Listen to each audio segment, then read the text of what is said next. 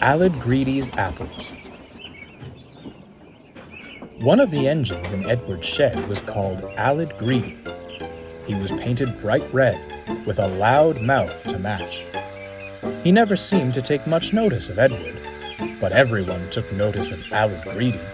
They had to, for he simply wouldn't stop boasting about himself. Look at you all, painted in drab greens and mournful blues. Lucky I'm here to bring some vibrance to this shed. Edward chuckled quietly. The others groaned deafeningly. One morning, Alid Greedy felt very pleased with himself. He'd kept to time, and the passengers told him how splendid he looked. He arrived at the shed and found Gordon being ready for his afternoon train. Look out for me this afternoon. Off to fail spectacularly with another goods train, are you? Alid guffawed. Dear me, Gordon, how can an engine like you struggle with a few measly trucks? I hope little Edward is at the ready, otherwise you will be in trouble. Edward gave a pitying look. Gordon harumphed and hissed away.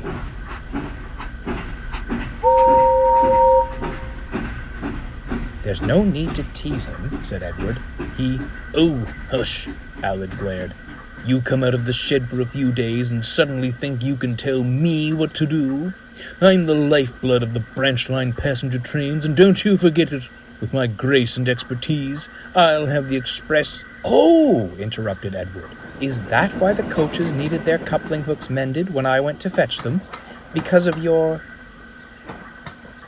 grace and expertise? Alid Greedy scowled, hid himself in a cloud of steam, and pretended to be asleep.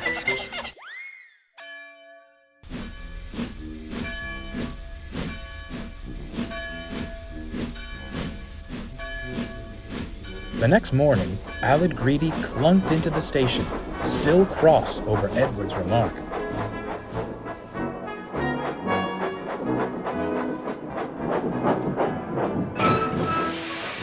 Be gentle, cried the coaches. Come quietly, he snorted as the guard's whistle blew.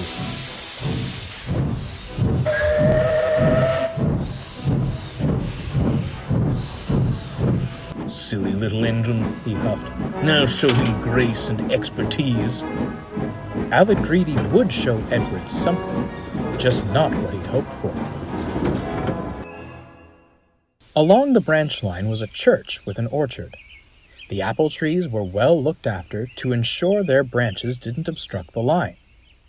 That morning, some of the church boys climbed a tree close to the railway. They thought they'd steal some apples while the vicar was preparing his Sunday sermon. "Careful, John," said one. "That branch doesn't look very sturdy." "It's sturdy enough.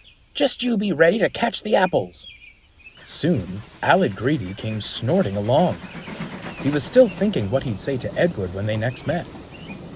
Come along, he puffed. The boys saw him approaching.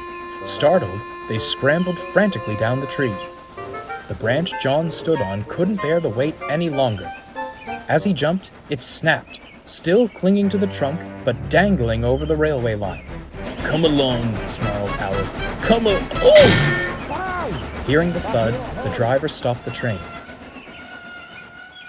When he and the fireman came around front, they laughed until they cried. "That's one way for us to get some peace and quiet, eh?" cackled the fireman. Apples were stuck in Alid Greedy's teeth. They and the branch muffled his cries of indignation. "Serves him right. All that boasting gave me a terrible headache," smirked the driver. All day, Alid Greedy traveled up and down the line, the apples and the branch staying firmly in place. The passengers didn't think him splendid now. They erupted with laughter as he passed. Unlike the passengers, the vicar wasn't laughing when Alid next passed the orchard. "Give me back my apples, you thieving engine!" Alid tried to apologize, but all that came out was muffled gibberish.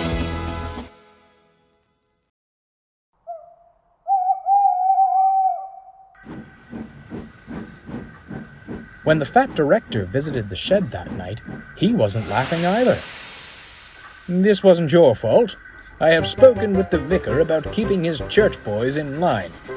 However, I do not approve of the ruckus you've been causing.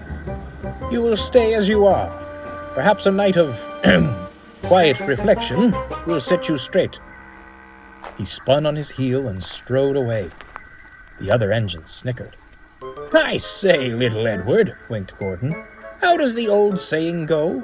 An apple a day keeps the director away. It seems several bushels couldn't keep him from Aled, chuckled Edward. Aled Greedy had certainly gained expertise about apples, but felt far from graceful.